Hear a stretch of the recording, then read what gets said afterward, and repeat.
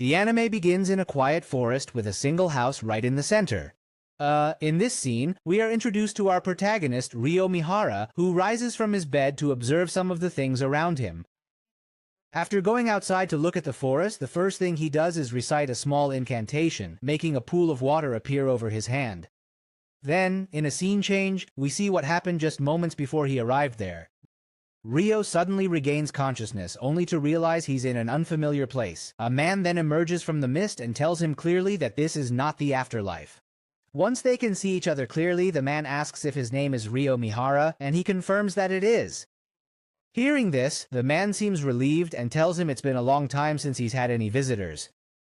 Getting straight to the point, he announces that Ryo had died in an accident. Without showing any surprise, Ryo says that he remembers, and it's possible to see that a vehicle had run over him. Then he asks the man if he is God, but the latter replies that he is not, and that he can consider him more like an angel who is willing to respond to his inquiries. And so, Ryo decides to refer to this man as Michael. He then informs Michael that he is aware of his impending reincarnation and wishes to know what steps he should take now that he's being granted a new life. Michael tells him to live his life however he wants, that no one has told him to do anything specific, and he won't be given any special mission. This leaves Ryo deep in thought. After a few moments, he articulates his desire for a tranquil, serene existence, much like that of a devoted Full Metal Alchemist fan. Given his answer, Michael tells him he's going to reincarnate in a magic world, which they call FI. In FI, 1 in 5 people can use magic, and the attribute he'll have in this world is water magic. As he desires a peaceful existence, he will reincarnate in Rondo Forest, where a dwelling and provisions for 2 months will be ready for his arrival. Here we see Ryo taking a look at the warehouse where the food is kept. It's all frozen, leading him to believe that its state is maintained through magic. Michael also informs him that no monsters will be able to approach his home, thanks to a barrier that surrounds it, and for him to receive all these comforts, the crash he experienced must have been truly severe. Ryo then consults the monster encyclopedia within the house. It's clear that despite not recognizing the script, he can both read and comprehend it. Furthermore, he possesses a plant encyclopedia. Back in the present, Ryo starts his first magic experiment. As he does, he discovers that as long as he visualizes the magic he wants, he doesn't need to say anything. This leaves him feeling a little disappointed since he enjoys shouting out his powers verbally. Anyway, he sees that he can only summon cold water, which means he can't use the bathtub in his house for a nice hot bath. Left with no alternative, he takes a log, attempting to start a fire. However, after struggling with sticks for some time, he eventually gives up, fully grasping the true difficulty of such a task. Putting that aside, he focuses on trying to freeze the water in a bucket, but he isn't getting any results. Since he really wants to make some ice, he tries even harder, as he's very interested in using a spell that would allow him to create ice. What he does next is condense the water and remove the heat, while also visualizing the H2O molecules. He then joins the oxygen element with the hydrogen element of the molecule next to it, which allows him to create ice.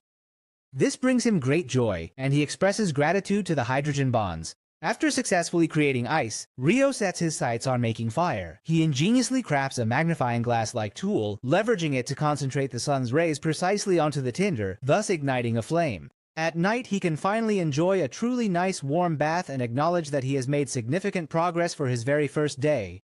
He then considers that he should be able to create hot water, just as he did with ice, leading him to conclude that magic is incredibly useful, and he apparently has much to accomplish starting tomorrow. Upon waking up, he consumes some meat and recalls that Michael had left him provisions for 2 months, implying that he will need to hunt for additional food once the current supply is depleted. And since the forest is outside the barrier, he assumes there must be monsters out there, but he knows he can't go out with just a knife. He needs attack magic. The same can be said for Carolina at night. Without wasting any time, he goes out to start practicing his magic, the water ball, and is excited that his first attack spell has been a resounding success, though he notices it lacks considerable power. Despite this, he switches out the water ball for the water jet, fully intending to visualize a slender, high-speed stream of water that shoots out at maximum velocity. However, all he creates is a small jet of water that rapidly loses its power and barely travels any distance, leaving him to confront the disappointment of his failed attempt. There he remembers a question he asked Michael, which was, "How can magic be used?" The angel replies that the essence of magic is visualizing something, so he must visualize an image and gain experience. From here, Ryo dedicates himself to performing the water jet over and over again, and after a few hours, he observes how his attack is taking shape. When he returns home, he discovers that by reversing the process of creating ice, he's able to create hot water, although he can't avoid getting burned when he gets in. The next day he decides to ice directly into the air. He realizes that the process is quite slow, yet he is indeed able to execute it. Without further ado, he decides to name this attack the Cycle Lance, but when he tries to launch it, it collapses just a meter away. He is aware that with these disadvantages, it is not viable to use it in a real fight, and for that reason, he decides to train more. Gradually, he performs several magic spells, one after another, consistently maintaining this rhythm until the arrival of dusk. At that point, fatigue suddenly hits him, making him fall to his knees.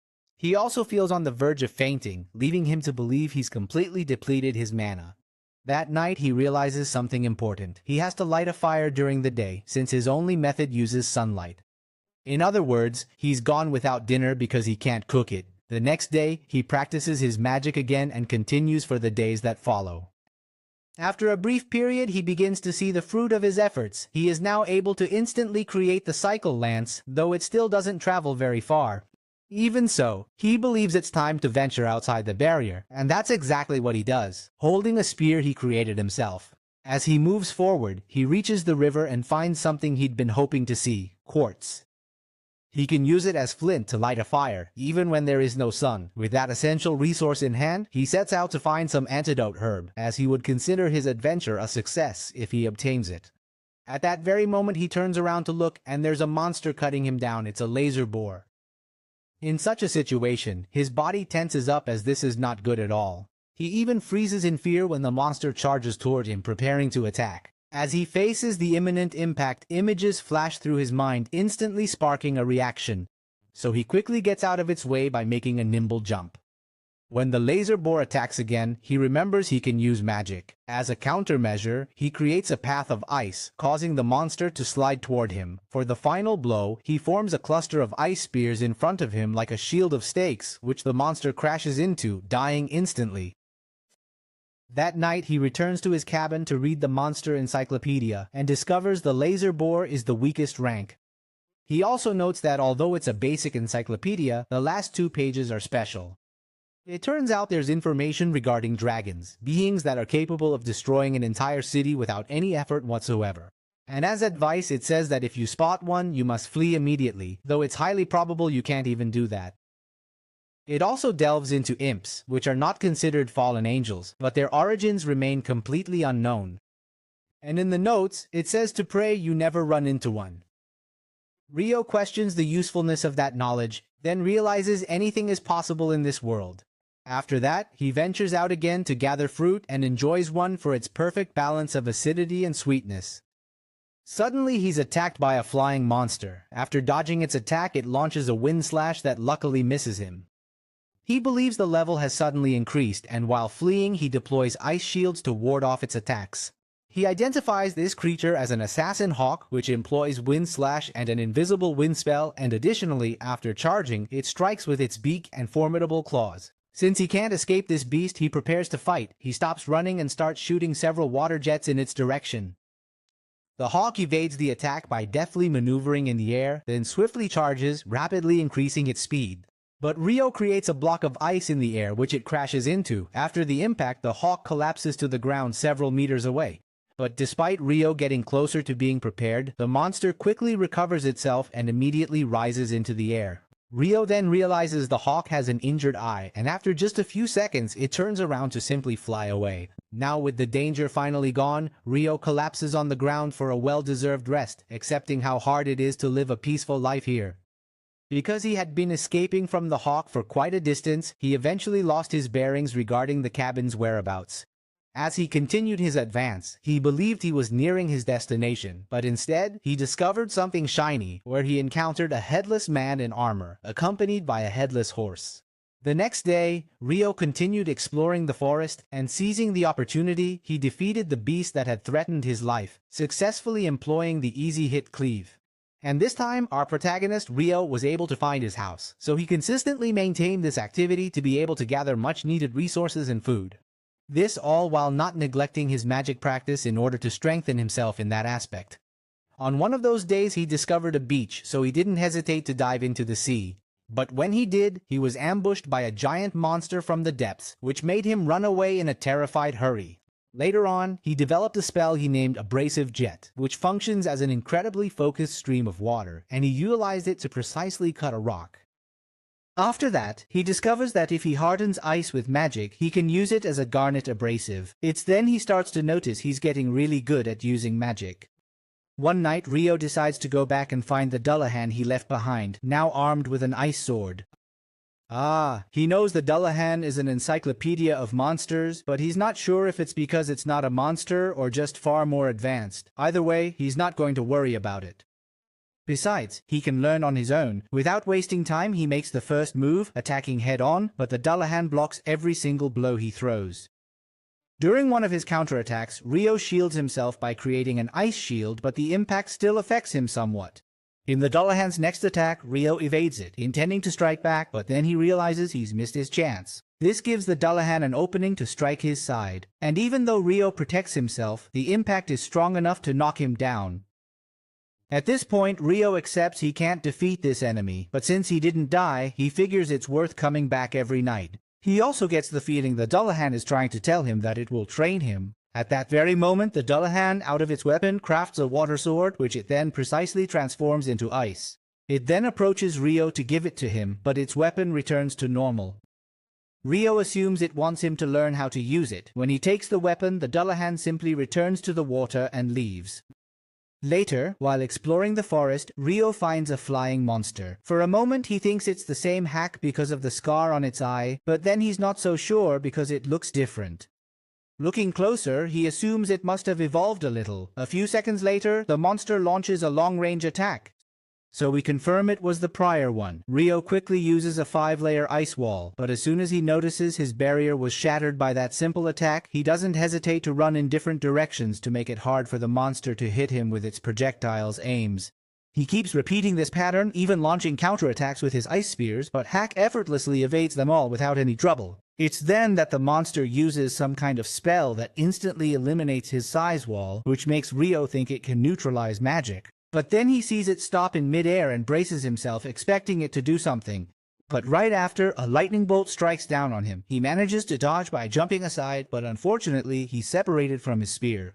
Hack dives toward Ryo, claws extended to strike. Ryo reacts, drawing his sword, just managing to conjure an ice blade, which he uses to firmly block the attack with barely a moment to spare for rest. Hack keeps attacking him again and again, but Ryo is able to block its claws and projectiles with just that one sword. There comes a point where the monster puts a great distance between them to build up speed for an attack. But by preparing and concentrating, Ryo is able to stab the sword into its body just as it gets close enough. When Hack is knocked down, Ryo grasps the grudge as he was the one who blinded him. Then he tells it that he managed to improve a lot thanks to their encounter, since he figured it would attack again and wanted to get stronger for it. He also understands that it evolved just to get even, so, out of respect for its pride, he decides to give it the finishing blow by removing the sword from its wound, and that was enough. And here you can see a dragon flying through that same forest. As Ryo calmly returns home, he's shocked when this powerful being lands right in front of him. To surprise him even more, the dragon speaks, telling him it wasn't sure if it could still use telepathy after so much time without it. Following that, it asks him if he's seen a bird that evolved from an assassin hawk. Ryo replies that he has, and apologizes if it was a vassal of his, since he just killed it. But the dragon only congratulates him on his achievement and points out that the thing he has on his waist is quite unusual. Once Ryo shows it to him, the dragon tells him that it's the sword of the Fairy King, so if he was given it, it's because he is truly liked. Ryo asks a few questions, then the dragon tells him it must leave. Before that, he reveals his name is Lewin, and Ryo introduces himself. In a change of scene, our friend, the angel Michael, notices Ryo has a hidden attribute. But of course, this is something he truly did not expect to happen, since he had not seen one, not since his first reincarnation, a woman, and 10,000 years have passed since then. It is at this point that he reveals Ryo's secret attribute to be that of eternal youth. And that's it for Chapter 1. If you liked it, comment for Part 2 so I know you want it. Make sure to subscribe to the channel, and below you'll find other videos you can watch. On a brand new day, Ryo visits a nearby coast, where he comes across some truly interesting sights. He mentions that he only came because he wanted to eat grilled seafood, so he certainly wasn't expecting to encounter a shipwreck. After that, he confirms that the bodies lying on the ground are utterly lifeless, but he is quite relieved to hear that miraculously, one of them is still breathing. Then, in a quick scene change, we briefly witness a giant monster attacking the aforementioned ship, which directly led to their unfortunate end. Once the boy Ryo saved awakens, he finds his belongings right beside him, letting out a deep sigh of relief for having made it through. Then he gets up to go outside and take a look, and moments later, Ryo comes over, expressing his gladness that he's still alive. The boy, on the other hand, is surprised he didn't notice his presence and also finds his way of dressing strange. He quickly realizes that can't be his first question, so he introduces himself as Abel, then expresses profound gratitude for saving his life. Ryo clarifies that he doesn't have to, as he only brought him to his home, though he regrets to inform him that he was the only survivor. Abel speculates that the others were swept away by the current, but he urges Ryo not to worry, as they were merely smugglers and criminals after all. Before going into detail, his stomach starts to rumble from hunger, which makes Ryo invite him to eat, but not before introducing himself as well.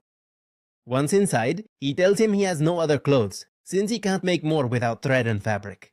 Abel attempts to suggest he could acquire more, yet he falls silent, grasping it's natural not to afford items without funds, and starts to fret he may have offended the man who rescued him. What Ryo does is explain that nobody lives in this area and there are no towns nearby. Upon hearing this, Abel assumes he hunts to survive and lets him know that his food is delicious. At that moment, Ryo uses his magic to fill a jug with water, and showing him this, he informs him that he is a water mage. This catches Abel's attention. He remarks that in the central provinces, hardly half can use it, and he himself cannot. Ryo gets a bit worked up hearing that, as he clearly remembers Michael saying it was only 20%. After that, Abel says he wants to check something and asks to go to the coast. On the way, he asks if he doesn't need a staff since he's a mage, but Ryo replies that he doesn't have anything like that. This makes Abel feel he's offended him again, as it's normal not to have one, being so poor. With this in mind, he tells him if any problems arise, he can handle them. Ryo tries to tell him it's not necessary, but Abel insists it's the least he can do, pointing out that if he's always being saved by him, his reputation would go down the drain.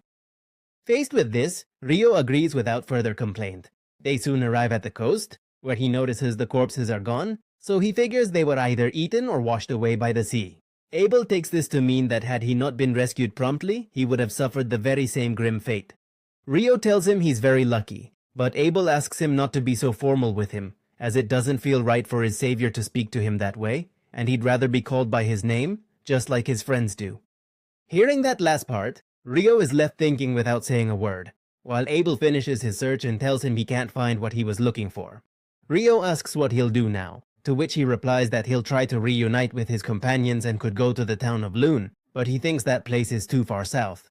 In response, Ryo says he doesn't know where Loon is, but he does think he needs to travel far to the north. With that in mind, Abel suddenly asks Ryo if he'd like to join him, stating he can consider it employment, as his help is truly essential. He then admits he has no idea of their current location or how he could ever reach Loon, so having a guide would prove incredibly helpful. And more than a guide, he means someone he can talk to so he doesn't go crazy. After just a few seconds, Ryo makes his decision and accepts the request, but he warns Abel that he'll need to get ready and that they'll start their journey tomorrow, which Abel joyfully accepts. As night falls, Ryo tells him he has to say goodbye, as he can only talk to him now and wants him to know he'll be gone for a while. Abel accepts this without issue, yet he also recalls Ryo previously stating that no one resided in this area. So, instead of just asking, he assumes Ryo wants to pay respects to a loved one, since he couldn't have always been alone, but he can't do more than that, as he doesn't have the right to ask. After a while, Ryo arrives before the Fairy King and tells him that he has to leave the Rondo Forest for a while. Following that, he sincerely thanks him for everything. He survived because of his help, and he truly appreciates it from the bottom of his heart. Finally, he tells him that today will be the last duel they'll have, so he'll fight with more spirit than ever. The Fairy King remains silent and gets into a fighting stance, and then the two begin their combat. Ryo is utterly exhausted when the fight concludes. Yet the Fairy King proceeds to the lake, where he turns to conjure a special gift for him, a fine garment. Ryo is genuinely impressed upon seeing it and expresses his gratitude, proudly accepting the garment. With that farewell concluded, the next day Rio dons his new attire to finally embark on his journey with Abel, though he first casts a glance back at his house as if bidding it farewell as well. After a short walk, the two stumble upon a low-level monster, identical to the one Rio encountered when he first began his explorations. Abel says he'll handle it, and as the monster charges, he blows out of focus. Impaling, a technique that allows him to fully penetrate the monster with a powerful thrust, making a hole at the point of impact. Seeing Rio's surprise, Abel explains that these are techniques used by swordsmen and others who carry weapons. As night descends, the two light a campfire to rest, and upon resuming their journey, they ultimately stumble upon an area infested with lizardmen. Abel explains that they're really tough rivals in the marshes, and taking a detour is best to avoid confronting them. Despite their actions, Rio warns him that numerous lizardmen are pursuing them, so he'll have to use his magic to fight. Abel tries to warn him it's not a good idea since he doesn't have a staff, but he's utterly stunned when Rio effortlessly uses his icicle lance to dispatch 4 of the creatures with remarkable ease. After defeating them, Abel asks him what that spell he used was. Rio doesn't think it's anything strange and tells him it's Icicle Lance, a water spell. However, Abel points out that Rio used 4 of these spells simultaneously, as a spell is typically supposed to have a single effect. At least, that's what the wind mage he knows always tells him. Rio suggests that perhaps wind magic operates differently, and that for water magic something of this nature should be quite ordinary. Abel still finds it odd but drops it, wanting to move on. That's when Rio creates some water glasses so they can hydrate, saying simple words in the process to make the glass appear and then the water. Abel mentions something that catches his attention. The last time he used water magic, he said, "Water, be born," which he notes he didn't do this time. This makes Rio uneasy, so he simply says he must have imagined it, steering clear of the subject for some unknown reason. Continuing their journey, Abel hands him a coin, and Rio stares at it in surprise, admitting he's never seen money before. This information catches Abel off guard, and he proceeds to inform Rio that the particular coin he's holding is a bronze florin, which originates from the kingdom of Knightly. In addition, he clarifies that while the central provinces mint their own coins, they all share the same denomination and name. Knightly, recognized as one of the central provinces, is also counted among the 3 major nations. The other 2 are the Debuhi Empire and the Handali Federation. Rio finds the name Knightly to be quite impressive, yet upon hearing Debuhi, he considers it quite uninspired, especially for something as significant as a nation should be. Abel finds it odd that he's talking about it, but changes the subject when he points out they are now in a more open area. Thanks to his reflexes, he destroys a stone heading in his direction with his weapon just in time, while Rio creates an ice shield to protect himself from these attacks. In a matter of seconds, they're surrounded, so Abel tells him they're in trouble, as it's a golem nest. But Rio, however, is merely intrigued by this new enemy, as he had anticipated them to be more humanoid, possessing both arms and legs. Seeing him focused, Abel tells him he'll try to take out the closest one and that he can stay here. He quickly attacks the golem using his impaling technique, but when a hole opens in its body, it regenerates at high speed. Seeing this, Abel returns to Rio, informing him of its regeneration. Rio tells him he wants to try an attack, and after getting his permission, he uses the ice wall times 10, creating a giant ice block that crushes 2 of the golems. Abel asks him what he just did, completely shocked by his action, while Rio positively remarks that he has already taken down 2 of their enemies and will use the same spell on the others. After defeating them, Abel watches the last golem, not understanding why it won't move. Rio thinks the golem absorbs energy from the ground, and being overturned, it can't move. That's when he notices something next to it, and Abel identifies it as a magic stone. It's enormous and has a very vivid color, which makes him believe this golem has defeated countless monsters. Rio considers this a reward from the battle, and extracting anything similar from the others proves complicated, seeing as they were utterly flattened by his attacks. Later on, the 2 of them spot an enormous monster in the distance, which Rio thinks is a giant hippopotamus. Abel tells him he's never seen one in person, but he assumes it's a behemoth. Rio then asks Abel if he intends to fight it. Abel replies, unless he wants to end up as a skewer, he'd rather not. Moments later, the 2 observe flying monsters approaching the behemoth. These creatures are wyverns. They both just watch the imminent battle between monsters. Rio thinks the behemoth will win, while Abel thinks the opposite, seeing it at a disadvantage. Meanwhile, the behemoth awakens as it senses the presence of the wyverns, who then start ceaselessly firing projectiles at it. Reacting to this surprise attack, the behemoth unleashes a powerful wave with its roar, which hits them and makes them plummet to the ground. Since Abel doesn't understand what just happened, Ryo tells him it might have nullified their magic. As night falls, they set up a small camp again, where Abel mentions that dungeons have traps with that magic nullification effect. Before he can continue, Ryo gets really excited when he hears the word dungeon and tells him he'd love to go into one. Noticing his interest, Abel tells him that the only dungeon in the central provinces is in Lune, which is exactly where they're heading. So Ryo asks him why he kept that information to himself, but Abel clarifies that wasn't his intention, since he didn't know he was so interested in dungeons. If there isn't something else he's decided to hide from him. Because of this, Abel asks if he already knows about elves and dwarves, and in response, Ryo just tells him to share everything he knows unless he wants to keep walking.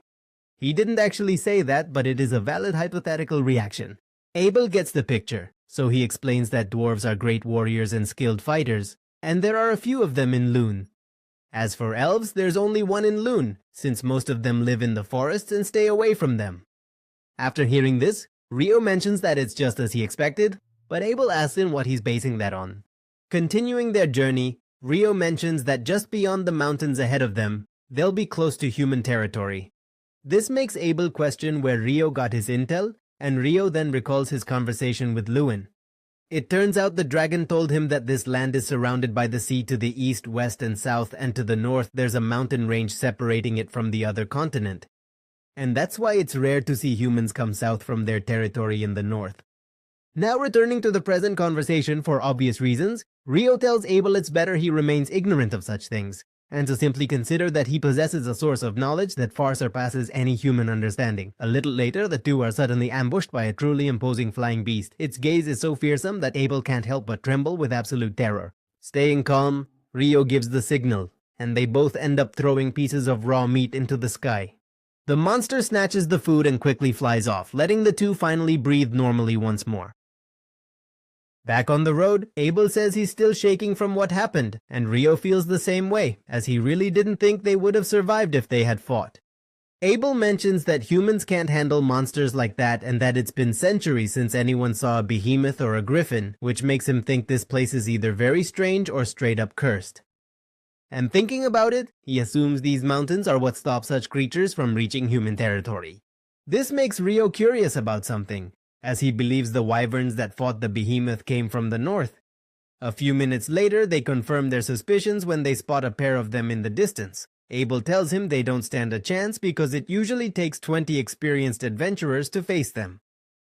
Despite this, Ryo thinks they have no other choice because of the route they have to take and suggests the best option is to stop the wyverns from flying. Disregarding Abel's words, he proceeds to step out, firing the icicle lance 4 times, impaling the monster's wings. Abel finishes them off, and they do the same with other wyverns arriving from the skies. Once they're done, Abel mentions it was much easier than he expected, and even though more of them arrive, he's actually eager to defeat them. This catches Ryo's attention, since moments ago he didn't want to fight them, but Abel tells him to shut up and justifies his desire to fight by seeing it as a necessity. After a while, the two of them finally get an excellent view of the other side of the mountains, and looking at the landscape, they can't help but smile with joy. And that's it for Chapter 2. If you liked it, comment Part 2 to show your interest. Subscribe and watch. Once the two of them eliminate the wyverns on their path, Ryo tells Abel he wouldn't have minded facing more of them. Abel asks him not to joke about that, although he thinks it's great they got so many magic stones from those monsters. Following that, he indicates that they have indeed journeyed quite far north, though he's not entirely certain of their exact location. Ryo asks if this is the Buji Empire, but Abel clarifies it isn't. The empire is further north, making it impossible. Hearing that, Ryo is quite relieved, which makes Abel wonder why he hates it so much. Ryo clarifies that he has nothing against the empire, he just thinks its name is awful. At that very moment, his gaze falls upon a distant path, and as Abel observes him indicating westward, his focus then shifts toward the mountains situated in a particular direction. Rio asks him if something is wrong, noticing his change in expression, but Abel replies it's nothing and points out that if they follow that path west, they should arrive at Kailati village. While they're making their way there, he tells Rio that the food in Kailati village is incredibly delicious, and there's a particular dish he's eager to recommend to him, which makes Rio even more excited. That night, they go to a tavern where Abel talks about the Adventurers Guild, believing Rio's strength warrants his registration. A guild card functions as identification, granting him entry into any town or even nation he visits. Then he reminds him that upon their arrival he had to answer for Rio to pay a silver coin, as this is the standard procedure when someone is an outsider. But Rio asks him if he's involved in strange things and implies that the silver coin is meant to buy him and reduce him to a servant. However, because Abel asks if he sees him as a criminal, Rio tells him he doesn't, as he sees him as a knight who wouldn't protest over a few coins. To return to the topic, Abel says going to the guild has other perks, as they buy magic stones and monster materials at a good price. After all, those materials are only useful if one is an alchemist. Rio is surprised to hear that, but when he tries to ask for more details, the waitress arrives to deliver their order, a dish called curry. The moment Rio sees it, he's in shock. This is because curry is a staple in reincarnation stories. He's living his own isekai story and he can't believe it. He slowly starts to get carried away by his isekai-obsessed side, but when Abel asks if something's wrong, he snaps back to normal as if nothing happened. When he finally takes a bite of the curry, Rio reacts with delight and doesn't hesitate to eat faster. After that, he orders another plate and asks Abel if they also have this curry in Loon City, to which he says yes. The next day, the two continue their journey towards the city. Since Rio holds curry in such high regard, he asks Abel if there's anything else important he might have forgotten to mention. This makes Abel a little tense, but Rio hopes he'll confess to having a sweet tooth or something like that, and expects him to show him the finest sweets in the area. From that point onward, they continue their long journey, and eventually they glimpse Loon City far off in the distance. Upon reaching the entrance, a guard recognizes Abel, who is named Naimur, expressing surprise as it was reported that Abel had gone missing.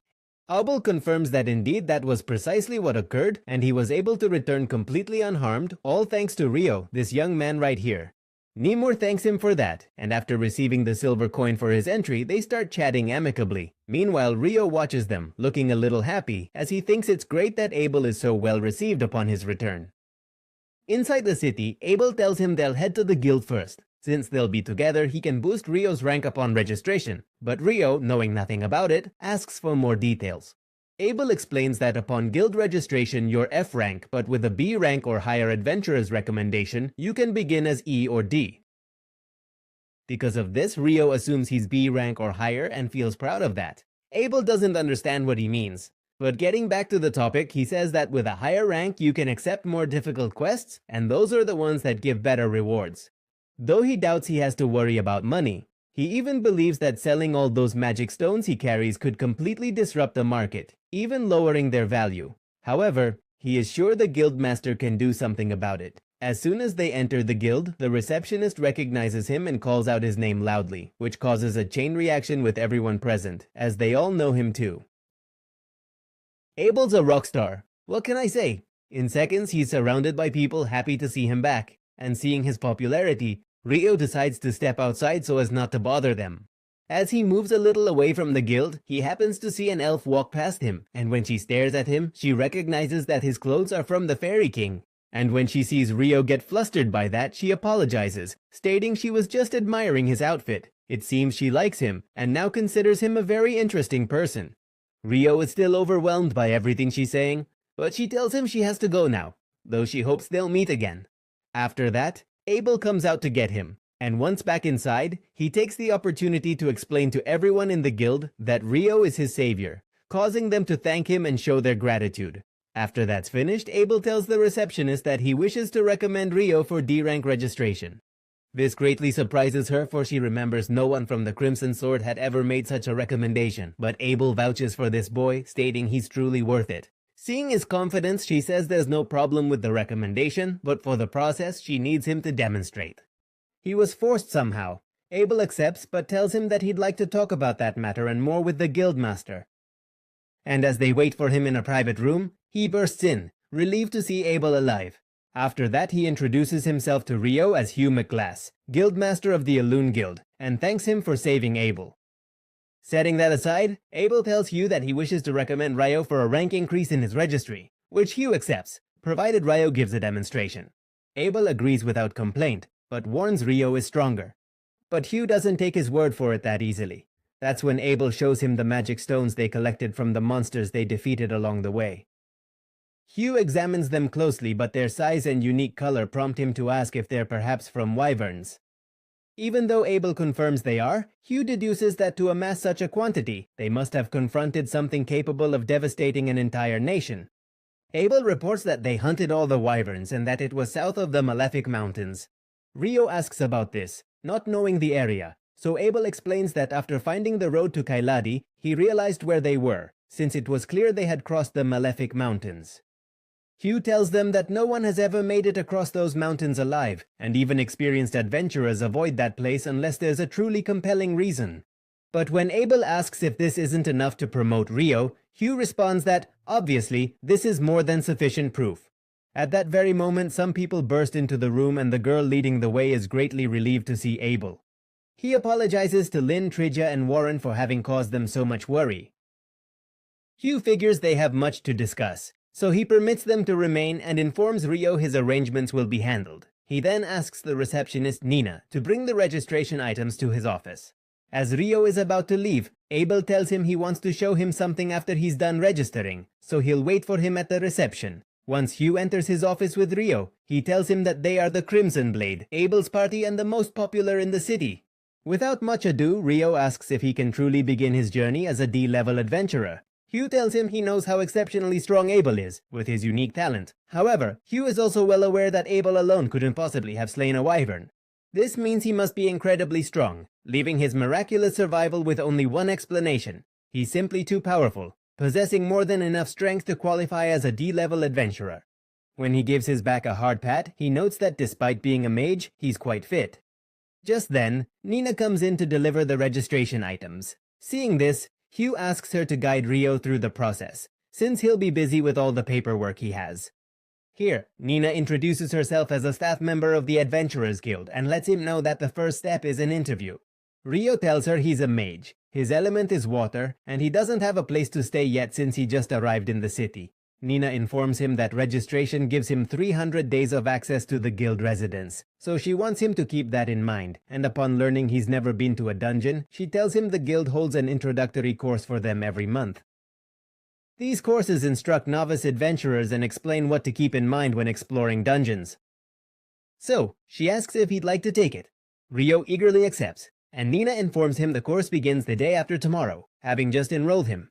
Ryo is surprised when he hears the scheduled time, so Nina tells him there's a clock in the central plaza, and with that she concludes the interview. After that, she tells him they'll begin the registration itself, where he has to place his hand on the crystal she puts in front of him. Doing so activates a magical mechanism in the device, which engraves a personalized plate for him. Nina hands this to him, explaining it's his guild card, so he is now officially registered. Once they leave Hugh alone, he shows his relief that Abel is alive and acknowledges that he owes Ryo a great deal. That's when he recalls needing to report Abel's return, so he retrieves what appears to be a communication device from a drawer. Meanwhile, Ryo reconnects with Abel, inquiring about their next destination. Abel responds, stating he wishes to compensate him for accompanying him to the city, and second, to express gratitude for saving his life, thus intending to purchase him some clothes and a staff upon their arrival. Ryo asks why a staff, and Abel notes that despite his strength as a mage, he doesn't have one. Upon hearing that, Ryo agrees but clarifies that he doesn't need a staff to cast magic, and furthermore, he uses a sword for close quarters combat. Abel is surprised he can use a sword since he didn't know that, but he also notices Ryo isn't carrying one either.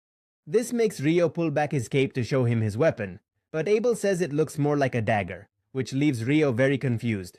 It's then that Ryo asks him something else, since he's realized there's a lot he doesn't know. A little later, Ryo carefully thinks over all the information he's gotten from Abel. He now clearly understands that the days in this world have 24 hours, the week has 7 days, and a month has 30 days, just like on Earth, so nothing changed. In addition, they also measure clothing in centimeters, which is a relief because the imperial system is trash, and if he adds the curry to that, he doesn't believe it's a coincidence. It's possible someone arrived in this world before him and influenced it significantly. Just then, Abel comes out of a nearby shop and Rio thanks him for buying the things he needed. That night, Abel takes him to a party that's being. Celebrating his return, he again makes clear he's their savior. After that lively event the very next day, Nina recounts to him that the other adventurer present, named Ra, regards Abel as an older brother, which explains why he was so amicable with him at the party. Following that, she escorts him to a room within the guild dormitories and announces to those present that Rio will be joining them, occupying room number 15 from today onward. Hearing this, they introduce themselves as Niels and Eto and act very welcoming about his arrival. Once Nina leaves, Niels can't help but gush about how stunning she is, but Eto quickly reminds him that she has plenty of admirers, and he, Niels, isn't exactly the most handsome among them, so he has absolutely no chance of her even remembering his name. Then he tells Rio that since they'll be roommates, it's best to drop the formalities from the start. Rio agrees without any issue, and Eto is relieved to see he's a good guy, since he doesn't want another roommate like Dan from room 1. Just then, Nina comes in to say another adventurer seeks lodging, who then enters and introduces himself as Amon. Niels, seeing him, insinuates that he's too young, something Amon doesn't deny, and tells them he just turned 16, almost as if he just came out of the womb. But his family died, and that's why he decided to come to Loon to become an adventurer and earn a living. Yeah, I didn't expect that twist before making the joke either. Nina tells them Amon will also be taking the dungeon introduction course and can therefore go with Rio. Meanwhile, Abel tells the members of Crimson Sword about all the things Rio did on their journey back. Lin finds these stories absurd and reminds him that although Ice Wall is water magic, it's so weak that a simple air slash would completely destroy it. For that reason, she finds it impossible that he conjured huge ones in the air to crush enemies. Despite that, Abel assures her that's what Rio did, but she points out that magic can only be cast near the user. And while a spell can be projected, it can't be cast at a distance, as that would be impossible and defy common sense. Ria asks him to calm down, to take a deep breath, but Lin also points out something else that's quite impossible: his piercing wyverns with ice stakes, since these monsters' wind barrier repels all magic. Hearing that, Abel remembers that fact, agrees with her, and reassures her it's what happened. Regia mentions that the only person said to be capable of such feats was the famous Infernal Mage. Abel knows that title and that according to rumors, that mage incinerated 1,000 Imperial soldiers with one spell, reduced a wyvern to ash with a single blow, and wiped a city off the map with an invocation. And considering all that, he thinks it's an exaggerated comparison, yet Regia comments that if what he says holds true, Rio is indeed exceptional, and there's no doubt that perhaps, just perhaps, he could attain the same level. Although, if he were to turn against them, they believe the worst outcome would be an alliance with the Empire. But Abel tells them that won't happen, and the reason is because Rio doesn't like the name of the Buhi Empire, which leaves them confused because that's not the main reason not to join an empire, you know? Abel isn't surprised by their reactions. He knows it makes no sense. Even after explaining, he still doesn't get it either. Rio and Amon that the class introduction had already concluded. He also points out that the last 5 have learned the basics of dungeon exploration and that this afternoon they will enter the first level of a real dungeon. Amon shows his nervousness upon hearing this, but Rio reminds him that there is still plenty of time before then, and if he gets too tense, he will be exhausted by the time they finally reach the dungeon. The professor says he'll answer any questions before they leave, and Rio takes the opportunity to raise his hand, wanting to know if there's a way to travel to a level he's already visited. Upon hearing this, the instructor is quite surprised he knows such a thing, explaining that to his knowledge there are dungeons in the south possessing those characteristics. However, it's not possible within the Loon dungeon, and thus he regrets not being able to further assist, having only heard tales of them. Rio thanks him for the information, while Amon tells him it's amazing he knows something like that, and that it's no wonder he's D rank. Smiling at what was said, Rio simply remarked that he learned about it because a little bird told him. When the novices are heading to the dungeon, the instructor informs them that the Loon dungeon is centrally located within the city. However, it's more accurate to say that the city itself was built up around the dungeon. And, as he had explained previously, every few years the number of monsters in the dungeon multiplies, a phenomenon known as the Great Tide. In many cases, monsters come to the surface, and these double walls were built to prevent them from reaching the city. Upon hearing this, Rio gains a clearer understanding. The outer walls serve to shield them from external incursions, while the inner walls are designed to contain the monsters within the dungeon itself. The instructor reiterates that this phenomenon occurs every few years, and since it will be happening again anytime soon, there's absolutely no need for them to worry. Following that, he directs them to the guild office, located right beside the dungeon's entrance. When entering, adventurers are typically required to register their name and entry time. However, as they've just enrolled in the introductory course today, this step is waived for them on this particular occasion. As they go down the stairs, Ryo tells Amon he should relax a bit and has him take a deep breath to release some of the tension from his body. Once inside, the instructor reminds them the first level has no dangerous monsters, and though they can explore it, he doesn't want them straying far from the entrance. After walking a short distance in one direction, Ryo warns Amon that there's a monster ahead, so he plans to immobilize it so Amon can finish it off. Amon agrees to his instructions and draws his sword. A few seconds later, Ryo identifies the monster as a soldier ant, something typically for beginners. The moment the monster draws a bit closer, Ryo feigns casting a spell to unleash Icicle Lance, embedding ice stakes into all its limbs, rendering it utterly defenseless. With that done, Amon quickly moves in to strike its neck, knowing that's its weak spot thanks to the information Ryo gave him. Ryo tells him they're taking its magic stone. They can't leave without their first trophy. Amon sees it and gets excited too. That very night, the two meet up with Niels and Etu. They were celebrating the end of the introductory course, and on top of that, Ryo and Amon's first dungeon. Etu exclaims it's incredible they defeated a soldier ant with such ease, and though Amon attempts to credit Ryo, he reassures them everything went well because Amon knew precisely how to land the perfect blow with his sword. After this, Etu asks where they plan to go tomorrow, to which Amon replies that he'd like to go back to the dungeon, but he's not sure because he's worried about going alone. So Ryo offers to accompany him once more, as he was planning to reach the third level, and Amon joyfully accepts this proposition. Here, Ryo admits he was surprised to see the ant on the first level, since the professor told them it wasn't normal. Niels agrees with him on that, this being due to the fact that on the first level there are usually only bats. Etu recounts how, in recent months, he's heard soldier ants appearing on the first two levels, which truly piques Ryo's curiosity. Then, quite unexpectedly, someone explains that this occurs because the ants dig tunnels all the way up to the first level. Ryo tells this person, who is Abel, that a veteran adventurer shouldn't be bothering novices. Meanwhile, his roommates are left in absolute shock by this very unexpected visit. Ignoring his comment, Abel introduces himself to the others and asks them to take good care of Ryo. At this point, the others are just recovering from seeing him in person. It's like seeing Michael Jackson resurrected, as they immediately recognize him as Abel of the Crimson Blade. Niels, on the other hand, introduces himself very energetically as an F-rank who has just arrived at Loon, also stating that he is his hero. After shaking hands, Ryo inquires why he's still at the guild so late. Abel explains that the quest they took consumed more time than they'd expected, so they've only just made it back. Right after that, the rest of his group arrives and chastises him for sneaking off when they're supposed to be meeting the guild master.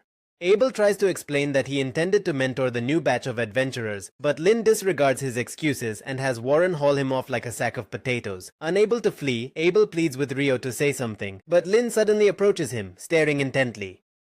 Rigia makes her stop and apologizes to the boy, since they have to take Abel to an urgent meeting with Hugh. Ryo tells them he understands. After all, Abel is the great leader of the Crimson Blade, which makes Abel call him a traitorous dog.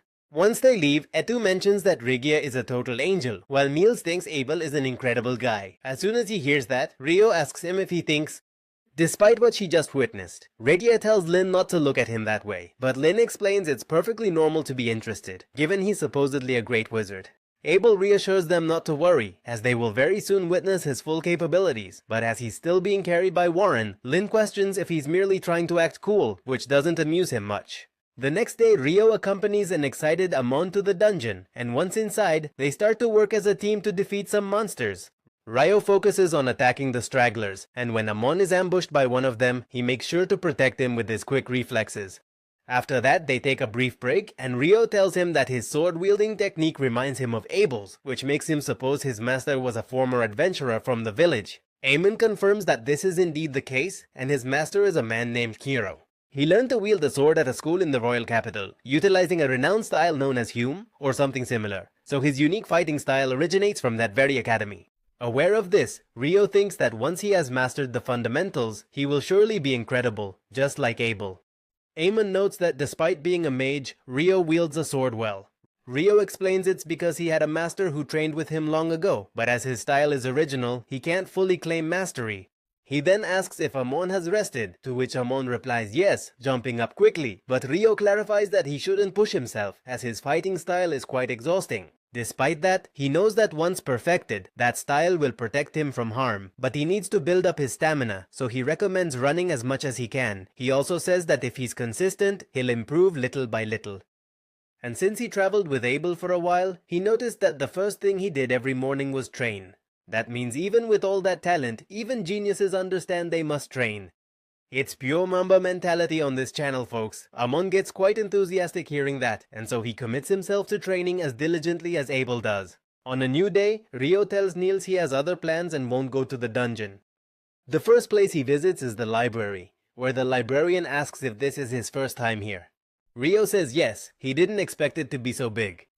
A little later, she shows him a special section, saying that if he doesn't know anything about alchemy, it's best to start here. Here, Ryo looks through the books and sees a guide to the fundamentals and a recipe book, but with so much to learn, he doesn't know where to begin.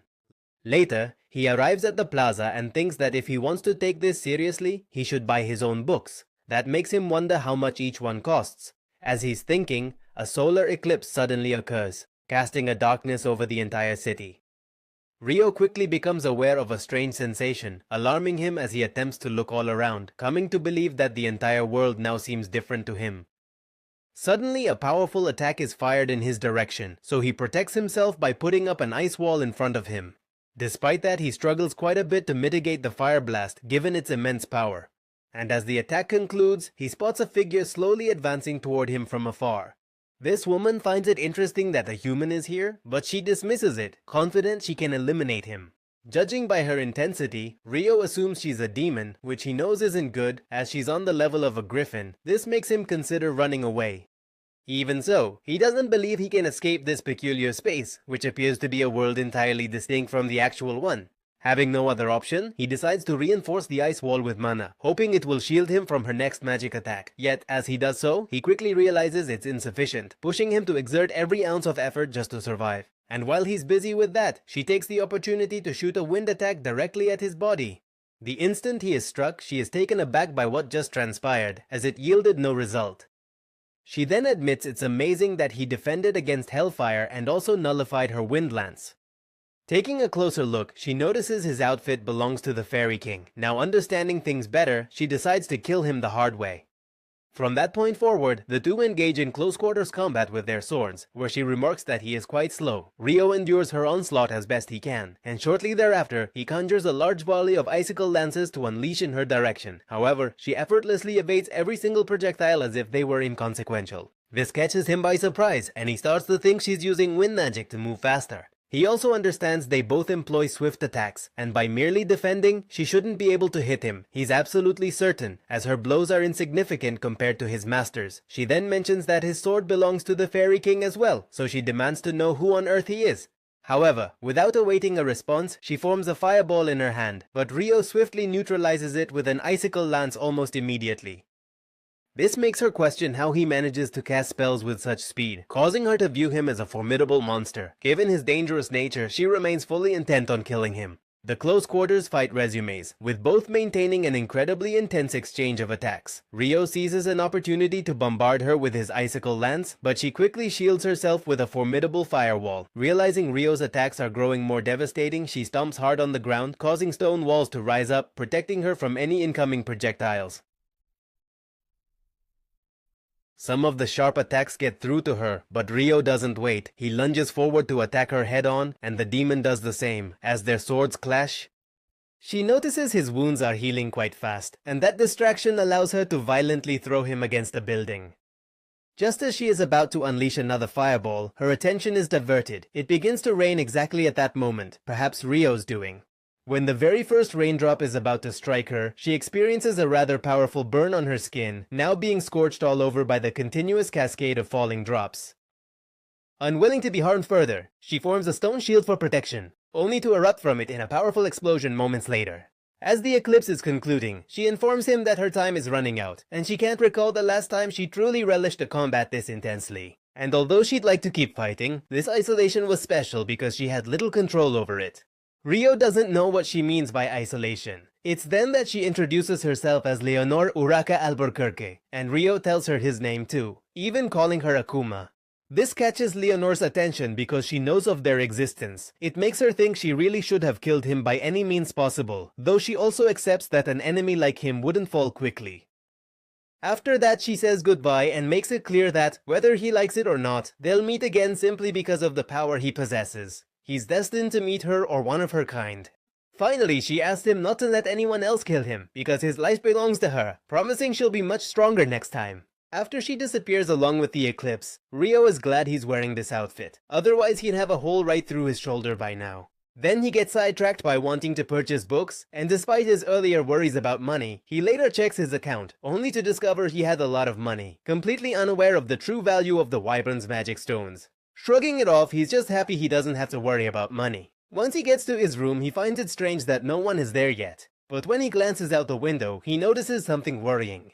It turns out that Niels, Eto, and Amon are suffering from wounds, having been ambushed by some other adventurers who also live in the guild. One of them reminds everyone that dungeon monsters don't give warnings before they attack, and upon arrival Rio agrees, but also points out that lowering one's guard is quite risky. In a matter of seconds, he knocks out his opponents with a single magic attack. Following that, Niels alerts him that the only one remaining on his feet is Dan, from room number 1. Hearing that, Rio asks if he's going to flee now that he doesn't have his little friends, but he stands his ground and tries to punch him.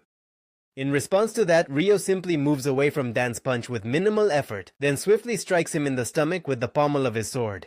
This causes Dan to throw up what he ate yesterday and fall to the ground gasping for air. With the matter settled, Rio heals the other's wounds, but since he's also exhausted, he has Eto heal his damage too, while the 4 of them are in some hot springs.